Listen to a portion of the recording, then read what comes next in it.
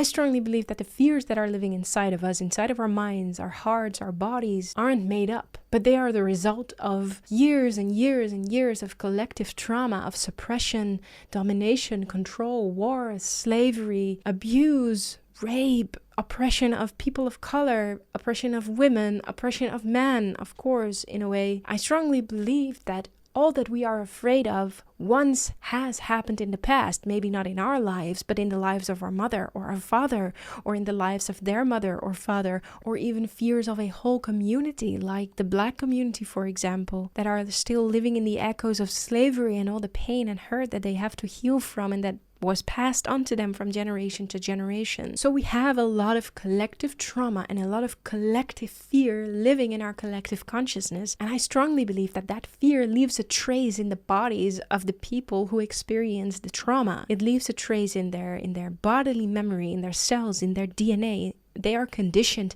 to fear things. This conditioning of fear lives inside all of us. It lives in our ancestors, and those ancestors got their children and passed it on to their children, not because they wanted to, but it was just in their bodies, in their cells, in their DNAs. So, and if we are living in a society already for centuries that is dysfunctional, oppressive, patriarchal, capitalistic, colonialistic, that uses control, domination, fear, and shaming to make sure that the society or the people that they oppress do what they want them to do, then we are being conditioned to stay silent, to not speak up, to not set boundaries, to always say yes, to work hard, and many, many, many more fears, collective and more individual or more familial, that are inside of us, inside of our body, inside of our cells, inside of our DNA. Fears of abandonment, fears of failure, fears of rejection because of the consequences of the failure, the consequences of the abandonment, the consequences of the rejection. We aren't really afraid of the failure, we are afraid of the consequence of the failure. What it means to us when the fear comes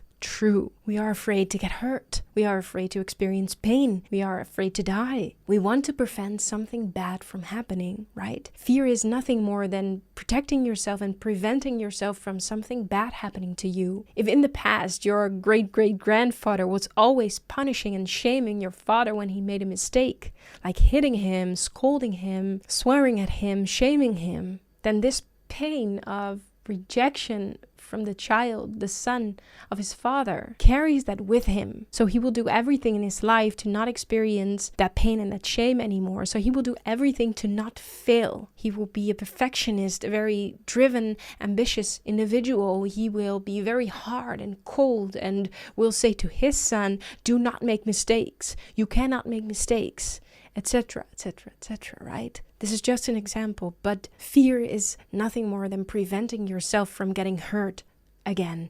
And often we experienced some kind of hurt in our own lives, or we are projecting the fear of getting hurt from our parents and their parents and their parents onto our own lives. And we carry their pain and their hurt, and they're trying to prevent themselves from getting the pain and hurt again. We carry that with us, and we copy that, and we think that that is the one thing that we should do to prevent ourselves from getting hurt, to prevent ourselves from getting shamed, to prevent ourselves from failure, from rejection, abandonment, etc. And often in our own lives, we didn't even get hurt that bad in that way, but still this fear is so irrationally big. And that is because we carry the collective trauma, the collective fear, the collective pain. We carry that with us. Our parents and their parents and their parents, they taught us that.